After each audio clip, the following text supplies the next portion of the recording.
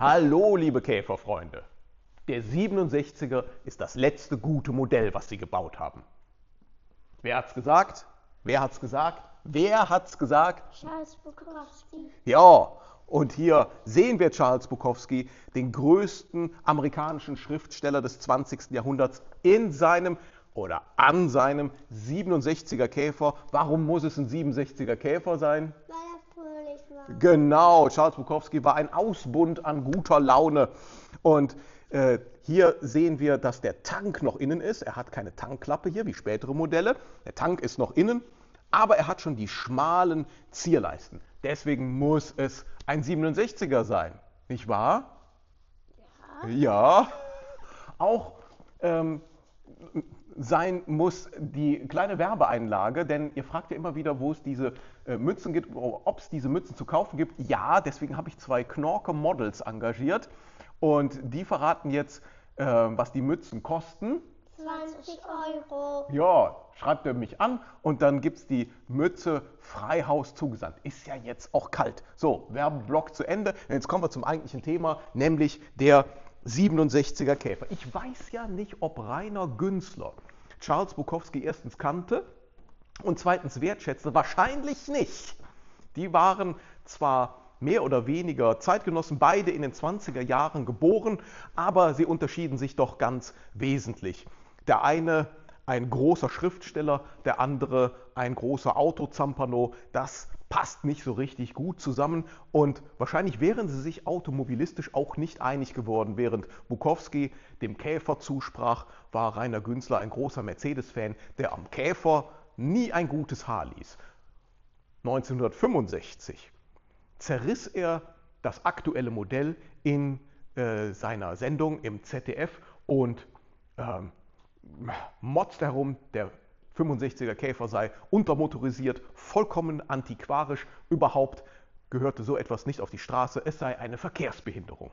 2 Jahre später sah die Sache anders aus.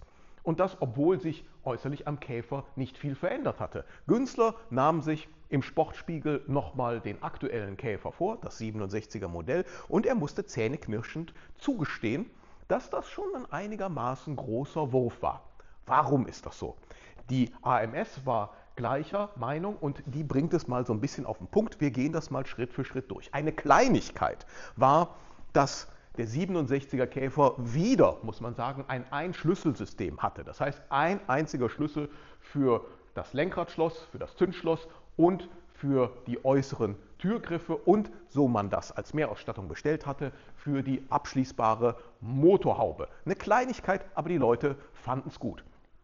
Und eine große Sache war, dass man den 67er Käfer jetzt erstmals mit Scheibenbremsen vorne bekommen konnte.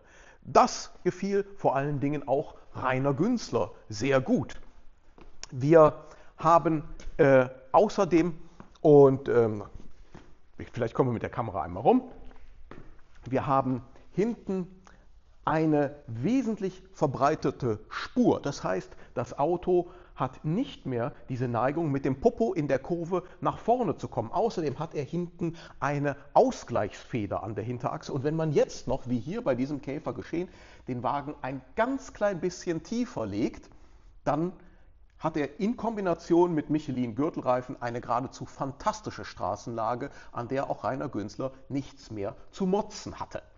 Warum? Ich bin ja kein Freund von Tieferlegungen, wir wissen das ja, aber wir sind ja heute in unseren Autos in der Regel nicht mehr mit einer 5-köpfigen Familie plus Gepäck über den Brenner auf dem Weg nach Italien unterwegs, sondern wir sind alleine oder bestenfalls mit unserem Knusperpartner auf dem Weg zum Treffen.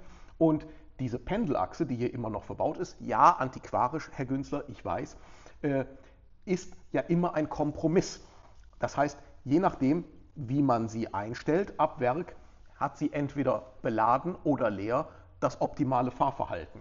Und der Käfer in den 50er und 60er Jahren war natürlich dafür gedacht, dass man voll beladen mit der ganzen Familie damit fuhr und deswegen war er unbeladen recht hochbeinig und hatte eine beschissene Straßenlage.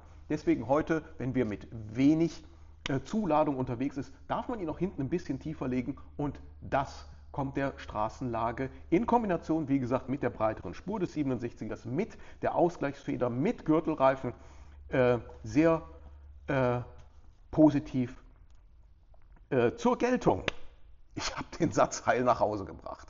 So, und wenn man jetzt sich mal veranschaulicht, was sich hier hinten getan hat, wir gucken mal wieder auf das Titelbild der Automotor Sport. Wir haben hier hinten eine neue Heckform. Das ist ein bisschen gestellt ausgedrückt. Was war passiert? Er sieht von hinten natürlich jetzt ein bisschen anders aus als noch das 66er Modell. Die lange Motorhaube ist verschwunden. Jetzt haben wir hier eine abgeflachte Motorhaube. Warum? Daran ist wieder mal die US-amerikanische Zulassungsbehörde schuld. Die brachte eine neue Regelung heraus, dass ab 1967 alle Autos ein stehendes Nummernschild haben mussten und das liegende Nummernschild von der langen Motorhaube ging nicht mehr durch. Und da hat man sich natürlich in Wolfsburg schon verstärkt Gedanken gemacht, wie man diese Forderung umsetzt, ohne dass man die stilistische Form des Käfers jetzt komplett versaut. Und man muss zugestehen, da haben die einen guten Job gemacht. Das sieht aus wie aus einem Guss, sieht immer noch nach stilsicherem, klassischen Käfer aus und die Heckform ist trotzdem so geworden, dass das Nummernschild jetzt steht. Außerdem hat es den tollen Vorteil, dass, wenn man jetzt hier hinten so einen kleinen Knaller hat, dass die Haube trotzdem noch aufgeht. Das war vorher ein bisschen doof. Sobald hier die Stoßstange ein bisschen eingedrückt war, kriegte man die Haube nicht mehr gescheit auf. Also zwei Probleme mit einem Schlag gelöst. Unter der Haube hat sich auch einiges getan. Moment, das will ich auch noch sagen. Im 68er Modell ist die Haube dann noch ein Stückchen kürzer. Das sieht dann, meine ganz persönliche Einschätzung, dann stilistisch nicht mehr ganz so sicher aus. So, was hat sich hier getan? Die AMS sagt 1,5 Liter Motor, vorher 1,3 Liter, ein Baujahr vorher noch 1200 Kubik mit 34 PS. Der hier hat jetzt schon serienmäßig 44 PS, 10 PS mehr in 2 Jahren ist ein gewaltiger Schritt nach vorn und das ist ja auch nur die Basis, von der man dann aus starten kann, um den Käfer auch ein wirklich angemessenes 6 Volt Tuning zu verpassen, ohne sich lächerlich zu machen. Jetzt treten nämlich mit dieser Basis, die dieser Motor liefert, die großen Tuner des Ruhrgebietes auf den Plan. Hier habe ich eine Theo-Decker-Anlage, Theo-Decker-Komet-Anlage eingebaut mit 2 34er Vergasern. Das gab es dann 1967 und ich habe hier die 1,6 Liter Kolben und Zylinder vom Typ 3 draufgebaut. Auch das konnte man 1967 machen. Das ist Plug and Play damals gewesen. Der Umbau war auch für den engagierten Familienvater in der heimischen Garage möglich. Und dann setzt man hier diese tolle Zweivergaseranlage drauf und schon hat man 54, 55, 56 PS, je nachdem, was man noch an der Zündung macht oder mit einem erleichterten Schwungrad arbeitet und. Wie gesagt, man braucht eine ordentliche Basis und das bietet jetzt erstmals der 67er. Theo Decker war einer dieser Ruhrgebietstuner, ein anderer war Bernd Riechert. Das hier ist eine Bernd Riechert-Anlage, kann man auch kaufen bei mir. Tut sich nicht viel, die beiden waren sozusagen Nachbarn, beide aus Essen. Und verstanden sich auch gut. Bernd Riechert lebt, glaube ich, auch noch. Ist jetzt, weiß ich nicht, Mitte 90 oder so. Knorker Typ. Und Theo Decker bewarb dann hier seine Zweivergaseranlage zuerst mit so einem bescheidenen Flyer. Und hier sehen wir, was dann später draus wurde. Das hier ist der 73er Theo Decker Katalog. Da gibt er mal so richtig Gas. Alles das wäre ohne den 67er und ohne diesen technischen Sprung, den dieses Auto macht, so nicht möglich gewesen. Ein ganzer voller Printkatalog nur mit Tuning-Artikeln für den Käfer Anfang der 70er Jahre. Warum ist er aber jetzt das letzte gute Modell, was sie gebaut haben? Wie Charles Bukowski sagt, naja, diese ganzen technischen Neuerungen, diese wirklich großen Verbesserungen gehen damit einher, dass das Auto trotzdem stilistisch immer noch nach klassischem alten Käfer aussieht.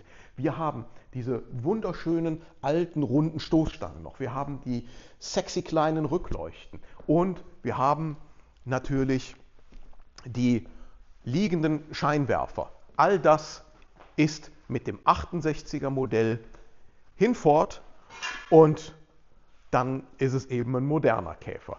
Dieses Modell bietet das Beste aus beiden Welten. Und damit ist es in der Tat, wie Bukowski sagt, das letzte gute Modell, was sie gebaut haben. Es ist natürlich ein bisschen übertrieben, aber Übertreibung macht die Sache anschaulich. So, jetzt haben wir wieder was gelernt und wir sehen uns nächste Woche wieder. Bis dahin kauft Mützen und was? Und beachtet, dass ich jetzt ein Mikrofon hier habe. Ich weiß nicht, was die Kamerafrau mir sagen will. Jetzt ist aber auch gut, das erörtern wir nach dem Dreh. Bis nächste Woche. Tschüss.